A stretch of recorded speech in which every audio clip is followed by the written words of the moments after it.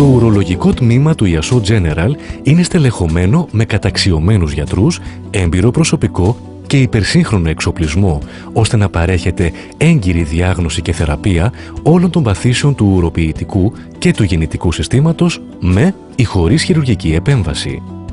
Για τη θεραπεία της υπερτροφίας του προστάτη εφαρμόζεται μία νέα επαναστατική μέθοδος λέιζερ, η οποία είναι γνωστή ως Green Light Laser και προσφέρει άμεση ανακούφιση από τα συμπτώματα, προσφέροντας ταχεία ανάρρωση.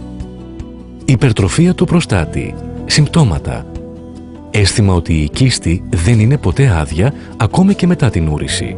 Συχνή ή επίπονη ούρηση. Συχνή έγερση για ούρηση κατά τη διάρκεια της νύχτας. Ασθενής ή διακοπτόμενη ροή των ούρων. Ακράτεια. Δυσκολία στην εκκίνηση ή στη διακοπή της ροής των ούρων. Ξαφνικό αίσθημα για επίγουσα ούρηση. Θεραπευτική αντιμετώπιση. Φαρμακευτική αγωγή, θερμικές θεραπείες, επεμβατικές χειρουργικές μέθοδοι. Στη μονάδα εξωσωματικής λιθοτριψίας με τελευταίο τύπου μηχανήματα που υπάρχουν σήμερα στην Ελλάδα πραγματοποιείται ανέμακτη καταστροφή και αποβολή από τον οργανισμό του ασθενούς των λίθων που παράγονται και αποθηκεύονται στο ουροποιητικό σύστημα και τους χοληφόρους.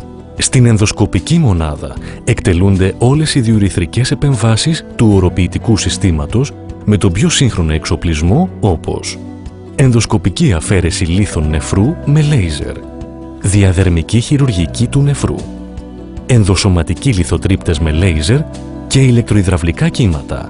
Επίσης το Ιασό λειτουργούν μονάδα ακράτειας ούρων για άνδρες και γυναίκες, μια μονάδα με πλήρη διαγνωστικό έλεγχο που αποσκοπεί στη ριζική αντιμετώπιση του προβλήματος, τμήμα εξωτερικών ουρολογικών ιατρίων, ιατρείο ανδρικής στηρότητας, ιατρείο ανδρικής ανικανότητας, λαπαροσκοπικό τμήμα για την αντιμετώπιση διαφόρων παθήσεων του ουροποιητικού όπως κίστης νεφρού, λύθη ουρητήρα, νεφρεκτομή, κυρσοκύλη, κρυψορχία, καρκίνος του προστάτη, ριζική προστατεκτομή.